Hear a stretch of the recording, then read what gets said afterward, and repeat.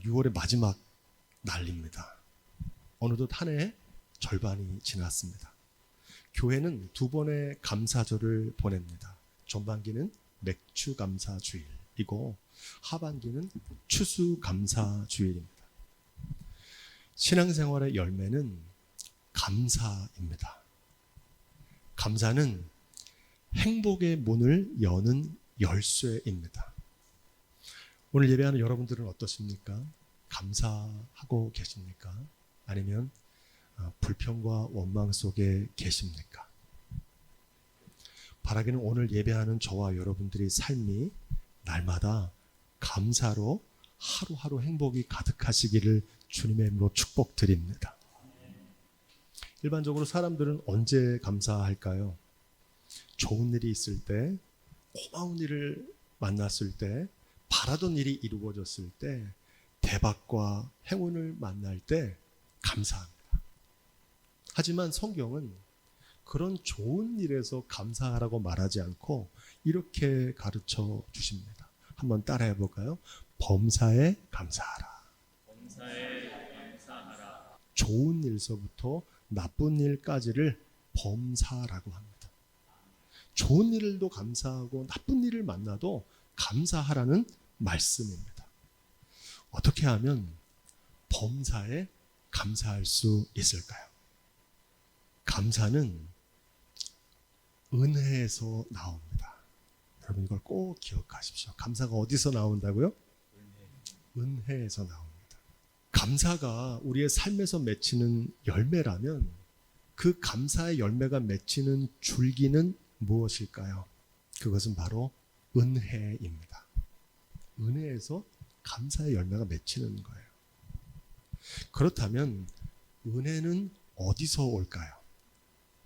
은혜는 하나님을 경외하는 믿음에서 나오는 줄로 믿습니다. 그래서 믿음의 뿌리에서 은혜의 줄기로 자라서 거기에 감사의 열매가 맺히는 겁니다. 생명도, 건강도, 물질도, 재능도, 우리의 자녀도 모두 하나님의 은혜입니다. 내가 삶에서 누리는 모든 것이 하나님이 주시는 선물이요 은혜입니다. 이것을 알고 사는 것이 바로 하나님을 경외하는 믿음입니다. 오늘 예배하는 저와 여러분들에게 이 믿음이 있기를 주님의 이름으로 축원드립니다. 하나님을 경외하는 믿음으로 모든 것이 하나님의 은혜란 사실을 고백하면 삶에서 감사가 넘칩니다. 아침에 눈을 뜨면 생명을 주신 하나님께 감사하게 됩니다. 날마다 식사할 때도 날마다 우리에게 일용한 양식을 주시는 은혜로우신 하나님 참 감사합니다.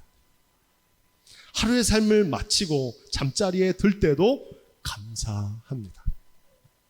저는 언제 제일 감사하느냐? 예배당 문을 열고 들어올 때마다 감사합니다. 왜 그렇습니까? 이 모든 것이 하나님의 은혜로 이루어졌다는 사실을 잊지 않고 기억하기 때문입니다.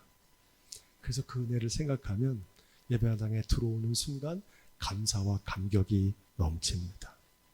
때로는 고난을 당할 때도 감사합니다. 고난 가운데도 하나님께서 여전히 함께 하시고 나를 한 단계 더 성숙시켜 주실 것을 믿기 때문입니다.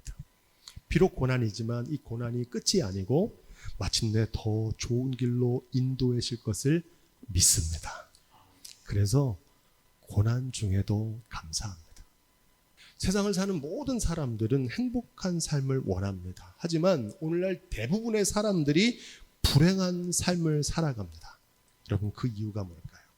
하나님을 경외하는 믿음의 뿌리에서 은혜의 줄기가 자라고 그 은혜의 줄기에서 감사의 열매가 맺힌다는 진리를 모르기 때문입니다. 오늘 이 진리를 깨닫는 복된 시간이 되기를 주님의 이름으로 축복드립니다.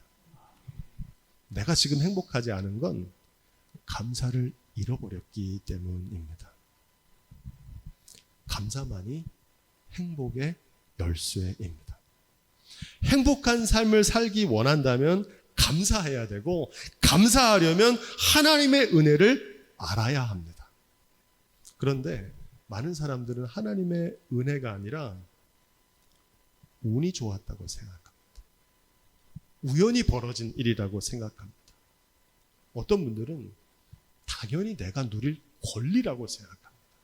그보다 더 심각한 분들은 자신의 공덕이나 노력으로 이 모든 것을 쟁취했다고 생각하는 사람들이 있습니다.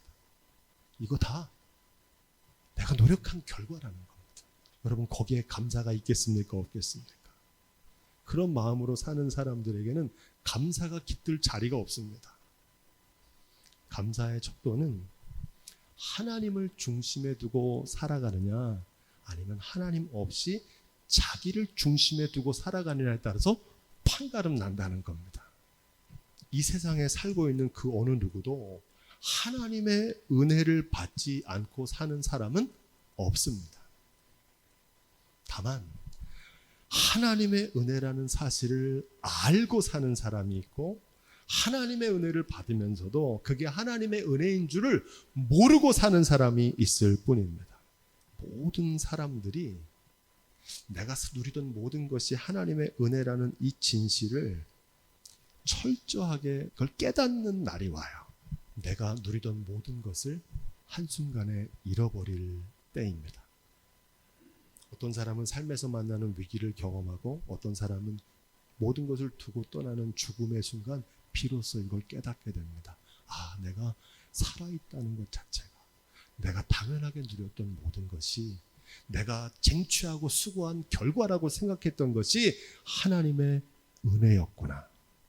하지만 여러분, 이것을 잃어버리고 빼앗긴 다음에 깨달으면 너무 늦습니다. 아직 남아있을 때 하루라도 빨리 깨닫고 하나님의 은혜 안에 감사하며 행복을 누리는 삶이 다 될 수 있기를 주님의 이름으로 축복드립니다. 그것을 잃어버린 후에라도, 뒤늦게라도 깨달으면 다행입니다.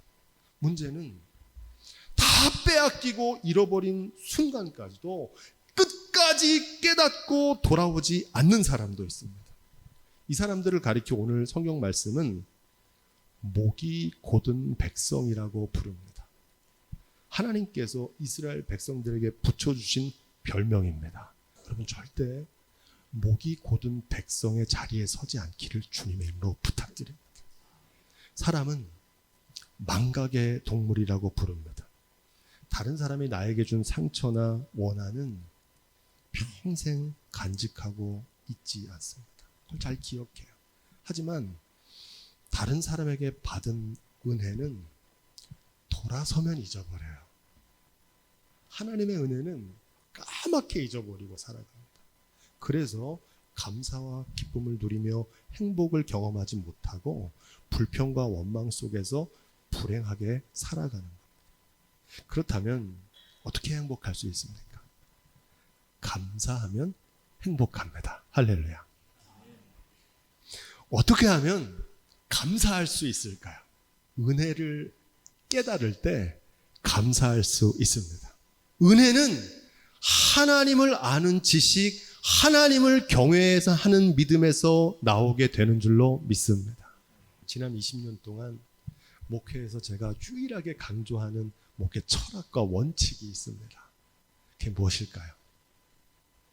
예배입니다. 제가 예배를 강조하는 이유가 있습니다. 성경 66권의 모든 말씀을 읽어보면 그 중심에는 하나님을 경외하는 예배가 있더라고요. 예배가 중요한 이유는 예배가 하나님의 은혜를 기억하는 시간이기 때문입니다. 잊어버린 하나님의 은혜를 다시 기억하는 것이 예배입니다. 매주일 드리는 우리의 예배가 하나님이 베풀어 주신 은혜를 다시 기억하는 감격과 감동의 예배가 될 수 있기를 주님의 이름으로 축복드립니다. 오늘 본문을 한 문장으로 요약하면 이스라엘 백성들이 드린 예배입니다. 더 정확하게 말하면 예배의 한 장면입니다. 바벨론 포로에서 고향으로 돌아와서 무너진 성전을 재건하고 성벽을 재건합니다. 이스라엘 백성들은 마침내 에스라의 명령으로 수문 앞 광장에 모여서 하나님께 예배를 드렸습니다. 포로 귀환, 성전 재건, 성벽 보수의 유일한 목적은 하나입니다. 예배입니다. 신앙의 목적도 하나입니다. 예배입니다. 교회는 뭐 하는 곳입니까? 예배하는 곳입니다. 하나님께서 우리에게 원하시는 건 진정한 예배를 받기를 원하시고 진정한 예배자를 찾고 계신 줄로 믿습니다. 그 주인공이 저와 여러분들이 우리 강릉 예한교회가 되기를 주님의 이름으로 축복드립니다. 오늘 말씀은 에스라의 명령을 받은 레위인들이 율법책을 낭독하며 이스라엘 백성들을 향해 선포한 설교입니다. 이 설교의 내용은 이렇습니다. 믿음의 조상 아브라함과 출애굽기의 역사와 광야길을 통과한 내용들을 기록합니다. 모든 이스라엘의 역사를 회상합니다. 과거의 기억을 소환합니다. 과거에 우리 선조들이 겪었던 그 역사적인 상황을 다시 오늘에 증거하고 있는 겁니다. 과거를 통해 오늘을 성찰하고 새로운 미래로 나아가기 위해서입니다. 모든 성경은 수천 년 전에 기록된 것이고 특정한 민족인 이스라엘의 역사에 관한 것이지만 모든 성경의 기사가 다 그런 것처럼 모든 시대와 상황 속에서 동일하게 읽혀지고 적용되어야 할 줄로 믿습니다. 그런 맥락에서 보면 오늘 이 설교의 말씀은 저와 여러분에게 주시는 말씀입니다. 오늘 이 말씀에 기록되는 이스라엘 백성들의 모습은 오늘 우리의 자화상입니다. 성경은 그렇게 읽어야 되는 겁니다. 그런 의미에 우리 18절 말씀을 다시 한번 읽어보겠습니다. 18절입니다. 또 저희가 송아지를 부어 만들고 이르기를 이는 곧 너희를 인도하여 애굽에서 나오게 하신 하나님이라 하여 크게 설만하게 하였사오나. 아멘. 이스라엘 백성들은 하나님을 경외하는 믿음을 떠나서 하나님 대신 우상을 섬겼습니다. 여기서 오늘 설만하다는 말이 나오는데 이 설만하다는 말을 개역개정은 모독하다라고 번역합니다. 오만방자하게 하나님을 경외하지 않는 신성 모독을 범했다는 겁니다. 하나님 자리에 금송아지를 두는 것은 하나님을 모독하는 일이라는 겁니다. 많은 사람들이 오해를 해요. 우상숭배는 하나님을 안 믿고 다른 걸 믿는다고 생각하는데 아닙니다. 오늘 말씀해 보니까 뭐라고 되어 있어요? 송아지를 만들어 놓고 그걸 뭐라고 믿는 겁니까? 그걸 하나님이라고 믿었다는 겁니다. 이게 우상숭배입니다. 그래서 우상숭배자들은 하나님을 믿긴 믿어요. 근데 어떻게 믿는 겁니까? 금송아지를 하나님으로 믿는 겁니다. 여러분, 그게 우상숭배입니다. 하나님을 안 믿는 게 아니라 하나님 아닌 것을 하나님처럼 섬기는 것이 우상숭배입니다. 오늘날 현대인들이 섬기는 우상숭배의 대상이 있습니다. 무엇일까요? 과거의 이스라엘 백성들은 금송아지를 섬겼는데 오늘날 현대인들은 하나님 대신 물질을 섬깁니다. 이걸 가리켜서 물질 만능주의라고 부릅니다. 돈이면 못할 게 없다. 돈을 전지전능하신 하나님처럼 믿고 섬깁니다. 심지어 믿는 사람들조차도 물질을 하나님처럼 섬기며 살아갑니다. 많이 소유하면 행복하다고 맹신합니다. 그렇게 가르쳐요. 그래서 많이 소유하는데 인생의 목숨을 겁니다. 왜냐하면 거기에 행복이 있다고 믿기 때문에. 하지만 예수님께서 뭐라고 말씀하셨습니까? 행복한 삶은 소유의 넉넉함에 있지 않다고 말씀하셨습니다. 할렐루야. 여러분, 행복은 소유의 넉넉한 데 있는 게 아닙니다. 우리 배웠죠. 행복은 소유의 넉넉함이 아니라 어디에 있다고 그랬습니까? 제가 말씀드렸죠. 어디서 나온다고 그랬어요? 행복은? 감사해서 나온다고요. 아무리 소유가 많아도 감사하지 않는 사람은 행복할 수 없다는 말입니다. 행복은 소유에서 나오는 게 아니라 감사해서 나오는 거라고요.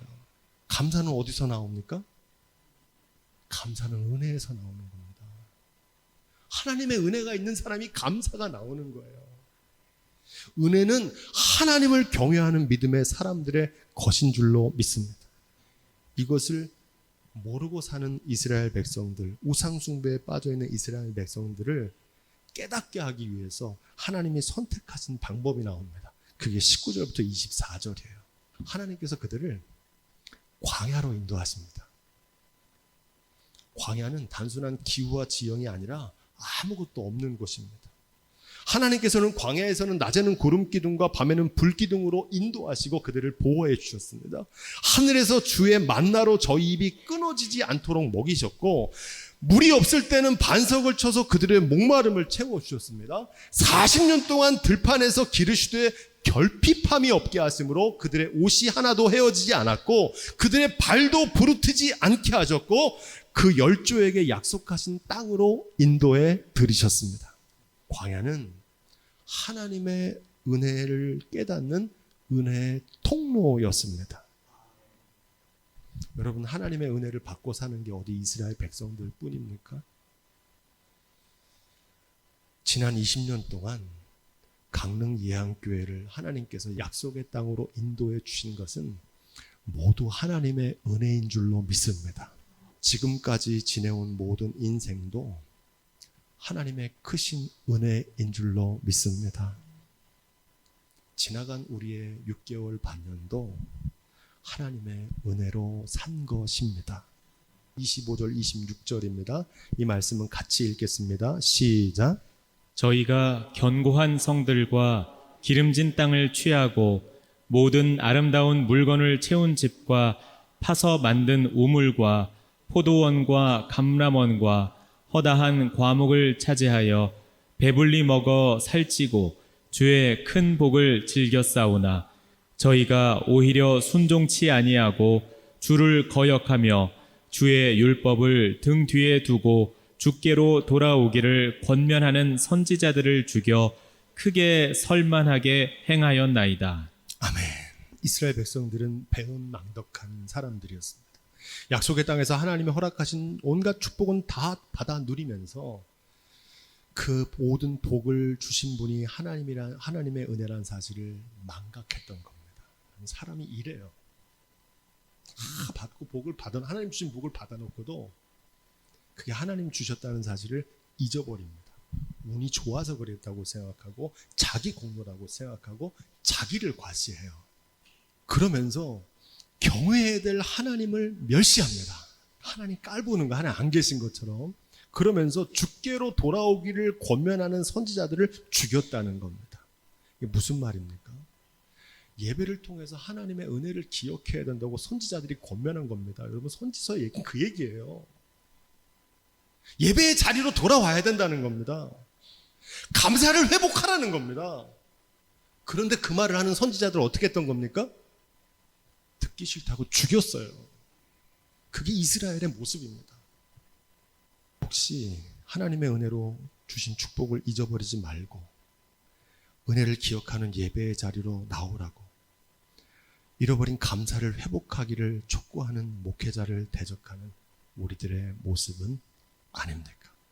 은혜를 잊어버린 이스라엘 백성들을 향한 하나님의 사랑과 그 사랑에도 불구하고 또다시 하나님을 거역하는 이스라엘의 완약함이 27절로 29절에 기록됩니다. 우리 이 말씀도 함께 읽겠습니다. 시작.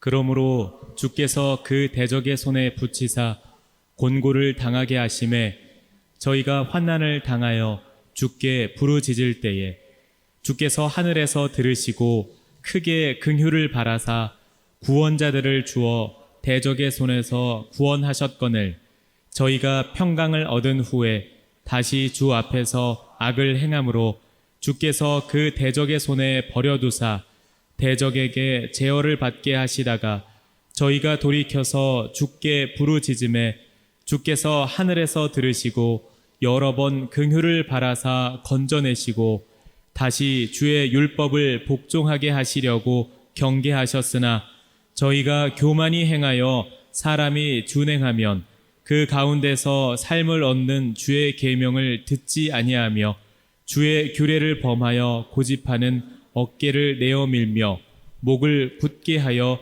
듣지 아니하였나이다. 아멘. 이스라엘 백성들을 향한 하나님의 처방은 징계입니다. 고난을 주시는 거예요. 우리가 삶에서 만나는 고난과 징계는 하나님의 은혜를 자각하는 기회가 돼야 합니다.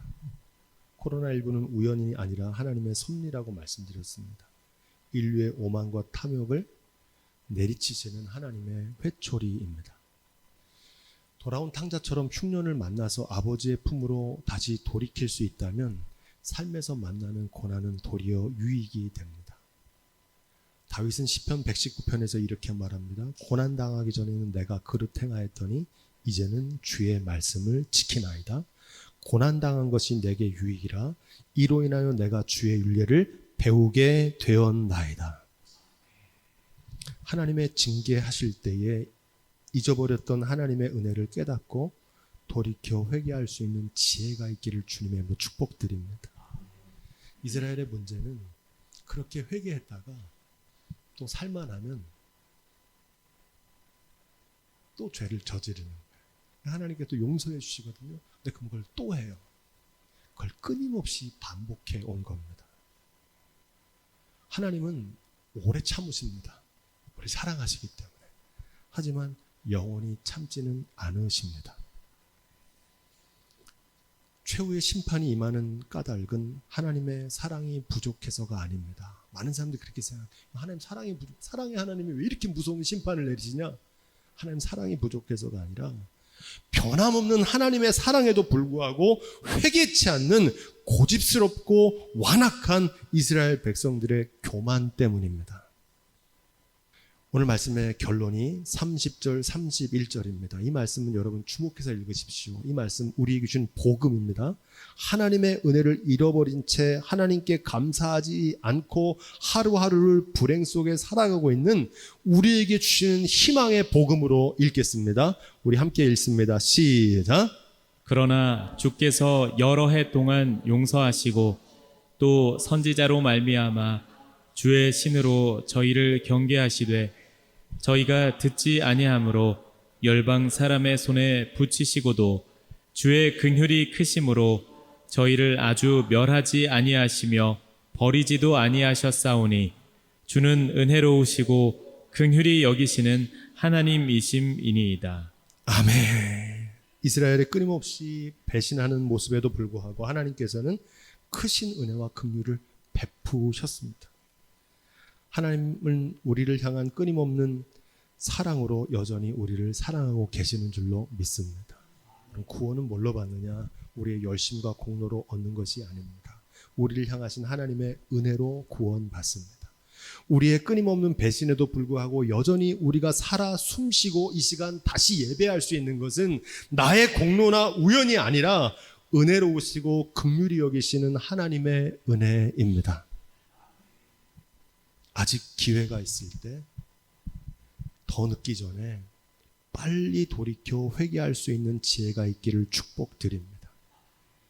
오늘 이 설교 말씀을 들었던 수문 앞 광장에 모였던 이스라엘 백성들은 사람이 준행하면 그 가운데서 삶을 얻는 주의 계명을 듣고 회개하고 자복했습니다. 잃어버린 하나님의 은혜를 회복했어요. 바라기는 이 역사가 우리 가운데도 나타나기를 주님의 이름으로 축복드립니다.